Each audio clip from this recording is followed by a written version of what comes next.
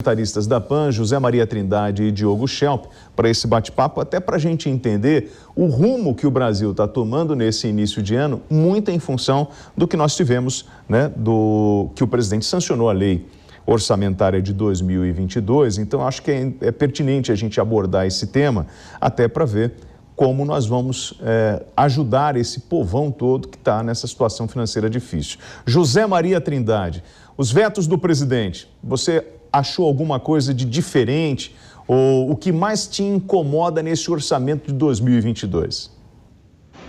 Olha, não houve grande diferença na expectativa que a gente tinha, exatamente porque o debate político foi feito no Congresso Nacional. Olha, William, sobre essa situação da economia, me assusta ver que 25% da população está atrasando, por exemplo, contas como o pagamento da conta de luz. Significa uma opção entre pagar comida ou pagar a conta de luz, né? Para se ter uma ideia de como a situação se deteriorou durante a pandemia. Essa história de fechar tudo, fechar o comércio, deu nisso. O orçamento para este ano é um orçamento apertado, né? Foi aprovado no Congresso e agora sancionado pelo presidente. Me incomoda, por exemplo, saber que o Congresso pode colocar 5 bilhões e 900 milhões de reais, voltar à LDO, os recursos para a campanha eleitoral. O orçamento atual fala em 4 bilhões e 900 milhões, mas a LDO fala nos 5 bilhões. Além disso, existe 1 bilhão de reais para o fundo partidário. Tudo isso é para o gasto na política. Isso é tanto dinheiro que uma cidade ali por 400 mil habitantes, uma cidade de 400 mil habitantes, tem um orçamento de 900 a 1 bilhão e 100 milhões por ano, né? Para se ter uma ideia, uma complexidade de uma cidade de 400 mil habitantes com escola, limpeza, pagamento de salário, segurança, né? Então, é muito dinheiro. É como se fosse todo o orçamento anual de uma cidade, aliás, 5 cidades de 400 mil habitantes. Então, é muito dinheiro. 1 bilhão e 700 milhões de reais continuam ali no orçamento e o presidente pode ou dar um aumento linear, um pouco mais de 1% para todos os servidores, ou dividir em categorias. Ele já indicou que deve decidir mesmo por categorias, porque 1% fica muito pouco e ninguém vai entender um reajuste de 1%, né? Essa é a verdade. E agora resta aí, respondendo a sua pergunta, o debate político. Nós estamos no ano eleitoral. A pressão é muito grande. Os políticos, os deputados e senadores querem intervenção na economia porque sentem ali a possibilidade de uma interferência negativa na eleição. É um ano em que a política vai discutir forte com a economia, viu? Diogo Schelp, os parlamentares estão gastando mal o dinheiro que eles estão arrecadando? Olha, William, boa tarde a todos. Com certeza essa é um orçamento que, como bem disse o Zé Maria Trindade, reflete o fato de que estamos em ano eleitoral. A gente pode ver o seguinte: o Ministério da Economia recomendou que o presidente vetasse o equivalente a 9 bilhões de reais desse orçamento.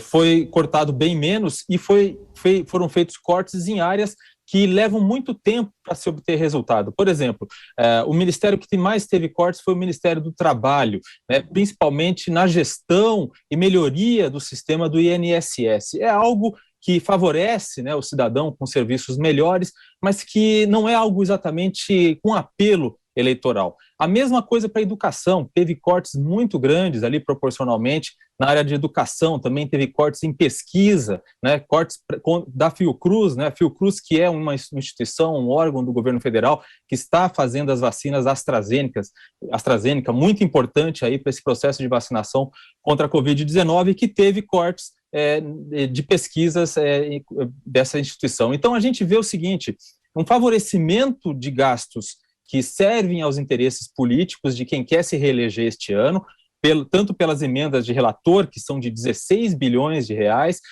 quanto por esse fundo eleitoral, aí por volta de 5 bilhões, que deve ficar o dobro do que foi gasto no ano de 2018, por exemplo. Então, sem dúvida um orçamento que favorece os interesses eleitorais, mas que não necessariamente são aqueles gastos que são necessários para a população. A gente falando em gastos de educação, e ciência e tecnologia, por exemplo. Bom, e aí eu vou para o nosso especialista, para o nosso economista. Me diz uma coisa, o que nós vamos fazer agora? Nós precisamos parar tudo e reorganizar esse orçamento e parar de distribuir dinheiro em ano eleitoral e aplicar onde nós precisamos aplicar? Muito do que nós estamos enfrentando num pós-pandemia, numa situação de quase guerra? O orçamento já está em sanção, ou seja, vai se discutir alguns vetos ou coisa parecida, mas o que foi feito já foi feito. Não há muito o que se fazer agora. O que a gente precisa repensar no futuro para o Brasil, que fica difícil até pelas opções em termos de candidatos, é repensar o tamanho do Estado, repensar a participação do Estado na economia, repensar o quanto isso pode ser danoso, repensar a matriz tributária, repensar a questão fiscal. Tudo isso precisa ser trazido à tona. Mas já estamos discutindo isso há tantos anos no Brasil. Tivemos ali um lapso durante o período Temer, em que alguma coisa se avançou, pouca coisa no começo do governo Bolsonaro, depois muita coisa se travou, veio a pandemia, trouxe a série de problemas que nós observamos. Agora, a discussão precisa se amadurecer de novo, ou seja, existe no caminho coisas muito importantes a acontecer, reforma tributária, reforma administrativa, e não se discute. Reforma do Pacto Federativo, que é um dos pontos muito importantes também para que o orçamento seja de alguma maneira crível, mas infelizmente não conseguimos avançar nesses pontos. Continuamos na expectativa de que um milagre aconteça e nós já vimos que milagres realmente não acontecem. Bom, eu queria agradecer então o economista-chefe da Infinity Asset, Geison Vieira. Geison, obrigado pela sua participação aqui no Top of the Hour. Obrigado, até a próxima.